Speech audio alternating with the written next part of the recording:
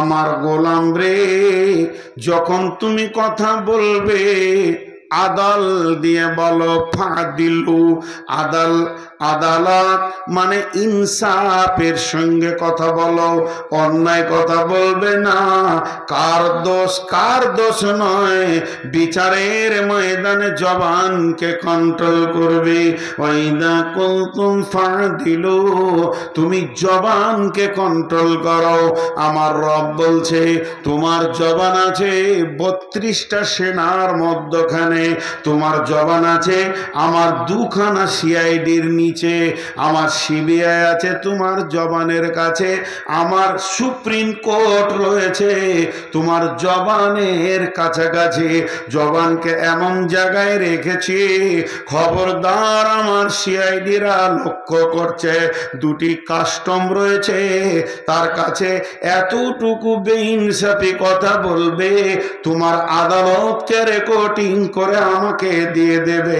অতএব ইয়া আইয়ুহাল্লাযীনা আমানু ইত্তাকুল্লাহ, হে ঈমানদারেরা আল্লাহকে ভয় করো। তারপরে কথা শুরু করো, ওয়াকুলু কাওলান সাদীদা,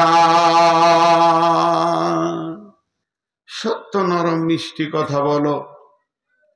এতে কি হবে? কি হবে? ইসলিহ লাকুম আমালাকুম, ইসলিহ লাকুম আমালাকুম, তোমার গোটা বডির সমস্ত আমলগুলো সহি হয়ে যাবে। ওটা আমাকে দিয়ে আসবে বাড়িতে, এখন রাখো। ইসলিহ লাকুম আমালাকুম, তোমার গোটা বডির আমলগুলো সহি হয়ে যাবে। জিভ কন্ট্রোল তো সব কন্ট্রোল। আমি একটা উদাহরণ কি দিই জানো? দেখবেন জন্ডিস বলে একটা রোগ আছে, আগে খুব দেখা যেত, এখন দেখা যায় না।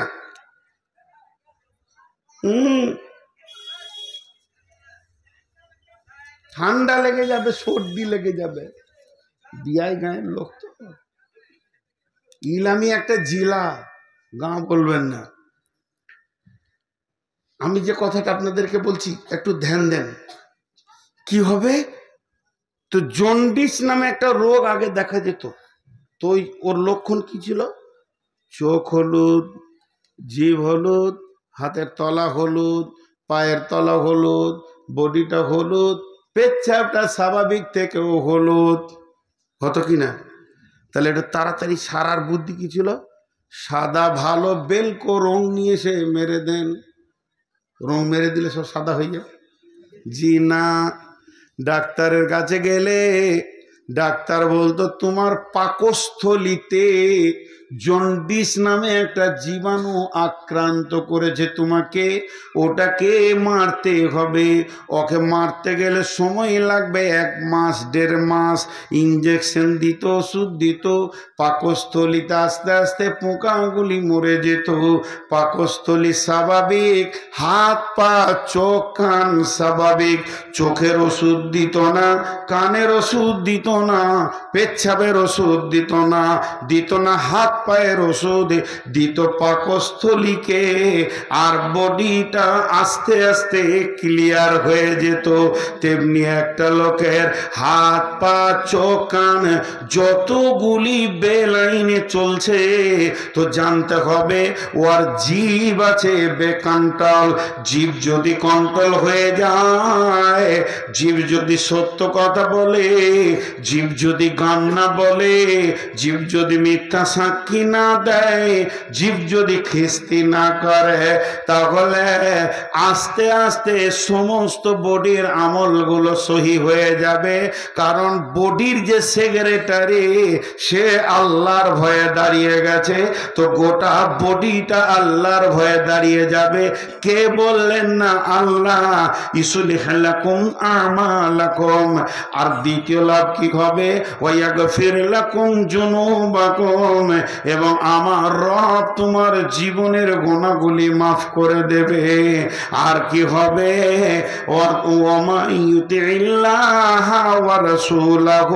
এরপরে আল্লাহ এবং রসুলকে ফলো করে যে চলবে, আল্লাহর হুকুম মেনে নেবে, রসুলকে যে মেতাত করবে, আমার আল্লাহ নিজে বলছেন ফাকাদ ফাজা ফাউজান আজিমা, সব থেকে বড় সে কামিয়াব হয়ে যাবে, কিয়ামতের মাঠে হাসতে হাসতে জান্নাতে যাবে।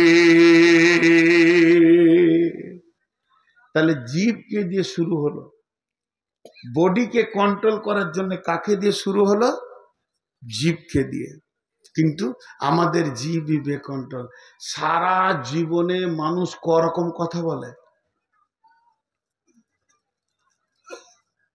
এতটি লোক মুখ খুলে না। সারা জীবনে মানুষ রকম কথা বলে? 4। জোরে বলেন কয় রকম? 4। এগুলো খুব তথ্যবহুল কথা। সারা জীবনে মানুষ রকম কথা বলে? 4 রকম। ভালো কথা, খারাপ কথা, ভালো কথা, খারাপ কথা, প্রয়োজনীয় কথা, অপ্রয়োজনীয় কথা। ভালো কথা বলে, ভাই নামাজ পড়ো, এই যে আমি এখন বলছি এগুলো ভালো কথা। আপনিও হয়তো আমাকে বলবেন জি মৌলানা সাহেব কেমন আছেন, ভালো কথা। আর প্রয়োজনীয় কথা কি? আসেন খেয়ে নেন। বাপ ছেলেকে বলছে বাবা মার্কেটে যাও, মালগুলো নিয়ে এসো, আমি একটু ঘুরে আসি। এই যে আপোষে আলোচনা, মাদ্রাসার শিক্ষক বলছে আরেক শিক্ষককে ভাই আপনি এগুলো কিনে নিয়ে আসেন, আমি একটু ছেলেগুলোকে দেখে নিই। এই যে ভালো কথা আর খারাপ প্রয়োজনীয় কথা এগুলো। আর একটা হচ্ছে খারাপ কথা। খারাপ কথা মানে গালি গালাজ, গান বাজনা, নাটক, নানা রকম নোংরা কথা, খিস্তি করে গালি দেওয়া, বন্ধু বান্ধবকেও খিস্তি করা, ইয়ারকি ঠাট্টা করেও খিস্তি করা, বন্ধুরা আবার, এগুলো হলো খারাপ কথা। আর একটা অপ্রয়োজনীয় কথা, চায়ের দোকানে বসে ভাত ভাত ভাত ভাত ভাত ভাত ভাত ভাত ভাত ভাত ভাত ভাত বকি যেছে বকি যেছে বকি যেছে, অপ্রয়োজনীয় কথা। দুইটি কথাতে নেকি আছে।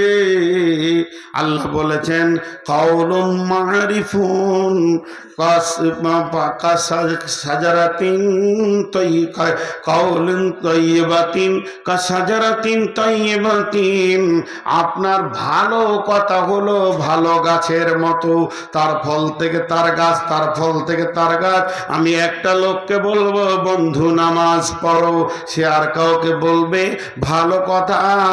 কালেমাতিন খাবিসাতিন কাসাজারাতিন খাবিসাতিন।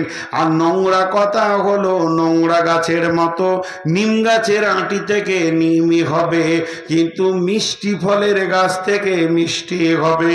তো আল্লাহ তাবারাক ওয়া তাআলা বলছেন যে দুইটি কথার মধ্যে নেকি রয়েছে। প্রয়োজনীয় কথা যতগুলি আপনি বলবেন এগুলো সাদাকার নেকি পাওয়া যাবে। কাউলুন মারিফুন কা সাদাকাতুন। আল্লাহর নবী বলেছেন সুন্দর ভালো কথা হচ্ছে সাদকা। কেউ 500 টাকা সাদকা করলো, কেউ 1000 টাকা সাদকা করলো, কেউ 200 টাকা সাদকা করলো। আর আমি যে কথাগুলি বলছি এগুলো হলো সাদকা। আমাকে যে পড়িয়েছে সেটাও হচ্ছে সাদকা। এরকম একটা সাদকা। আপনি রাস্তায় চলতে চলতে কাউকে বললেন বন্ধু জুয়াটা ছেড়ে দাও, এটাও একটা সাদকা। কাউলুন মারিফুন কা সাদাকাতুন, এটা হলো সাদকা। অতএব ভালো কথা সাদকা। প্রয়োজনীয় কথা, বিবির সঙ্গে মিষ্টি মিষ্টি করে গল্প করছেন, আনন্দের গল্প করছেন, প্রেমের গল্প করছেন, ছেলের সঙ্গে গল্প করছেন, ছেলেকে নিয়ে আনন্দ দিচ্ছেন, বাপ বেটা একটু ছেলেটাকে নিয়ে আনন্দ করছেন, নাতনিকে আনন্দ করছেন। এই কথাগুলির ভিতরে নেকি আছে, এগুলো ফালতু যাবে না। আমার রব কত বড় মেহেরবান, এগুলির মধ্যে নেকি রেখেছেন। কিন্তু যারা ফালতু ভ্যাট ভ্যাট ভ্যাট ভ্যাট ভ্যাট ভ্যাট ভ্যাট ভ্যাট ভ্যাট ভ্যাট ভ্যাট ভ্যাট ভ্যাট ভ্যাট ভ্যাট ভ্যাট ভ্যাটানি আছে না, আর আপনাদের এদিকে নাই? ও চায়ের দোকানে বসেছে তো ওখানটা ময়লাই করে দেয়, যেখানটা বসে খালি ভ্যাদ ভ্যাদে নিবে, কিরে বিটু তরি ঘাটা দেখছি, এক কাপ চা বল, এই করে করে সারাদিন চা খায় লোকের পয়সায়, আর ওই করে করে করে করে ভেদ ভেদি করে। এগুলো হচ্ছে গুনহা। আল্লাহ তাবারাক ওয়া তাআলা বলছেন এরা জান্নাতে যাবে না। লা জান্নাতে যাবে না কোথায় আছে? কোরআনে আছে। এইটাকে রেখে দিলাম, আর বলবো না, শেষকালে মনে থাকলে বলবো, না হলে বলবো না। ভেদ ভেদানিরা জান্নাতে যাবে না, কোরআনের আয়াত আছে, দুটি আয়াত আছে।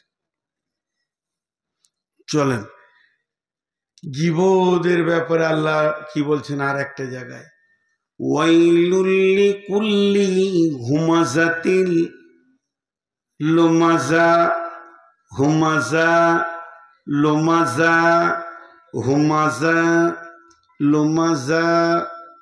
গুরুত্বপূর্ণ কথাই জন্য তিনবার বললাম। ওয়াইলুল লিকুল্লি হুমাজাতিল লুমাজা। হুমাজা আলাদা জিনিস, লুমাজা আলাদা জিনিস। আমার আল্লাহ বলছেন আমি একটা জাহান্নাম তৈরি করছি, 7টা জাহান্নামের ভিতরে ওই জাহান্নামটার নাম হলো ওয়াইল। ওই জাহান্নামে কে যাবে? যে হুমাজা করেছে আর লুমাজা করেছে। একটা হলো পেছনে কথা বলে কষ্ট দেওয়া, আর একটা সামনে সামনে অপমান করা। হুমাজা মানে পেছনে কথা বলা, আর লুমাজা মানে সামনে কথা বলা। কেমন? পেছনে কথা বলা মানে মূলবি ভালো নয়, লুটে নিলে দুনিয়াটাকে, ভালো হচ্ছে টাকা আমার হচ্ছে গুনহা ওরা লিছে। এই যে পেছনে বলা, এটা হলো হুমাজা। আর লুমাজা কি? হ্যাঁ, আমি ধরেন সত্যি করে উদাহরণ দিচ্ছি, আমি একটা গুনার সঙ্গে জড়িত আছি। কি? আমি ধরেন সুদ খাই, আস্তাগফিরুল্লাহ, নোংরা জিনিস, তারপরেও বলছি সুদ খায়।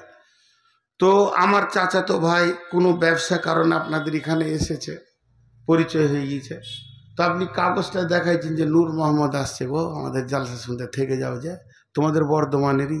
তা আপনি জানেন না যেটা আমার নিজের চাচাতো ভাই, যে নূর মোহাম্মদ এই সুদারুটা বলে দিলে আর কি, এই সুদারুটা, হ্যাঁ বলে আমার নাম্বারটা লিখে দেন, ওকে বলবেন ও সুদ খেয়েছে। যদি না বলে তো আমাকে ফোন ধরিয়ে দেবেন।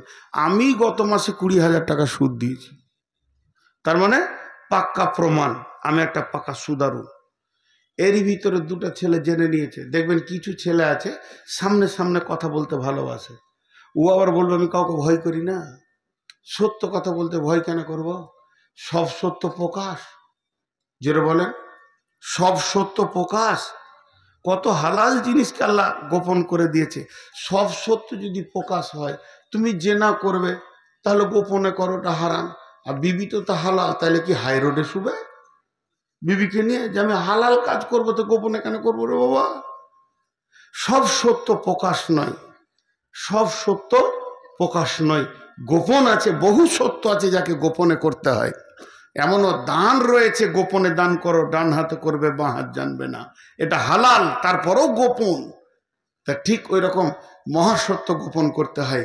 তো এখন ও বলছে আমি সামনে সামনে বলে দিব। আমি এখান থেকে গাড়িতে নামছি, আর যেই নেমেছি তার অমল সাহেব আপনি নূর মোহাম্মদ নাকি? জি আসসালামু আলাইকুম, আমি অপেক্ষা করছিলাম যে আপনাকে দেখা করো। তা আপনি তো সুদ খান।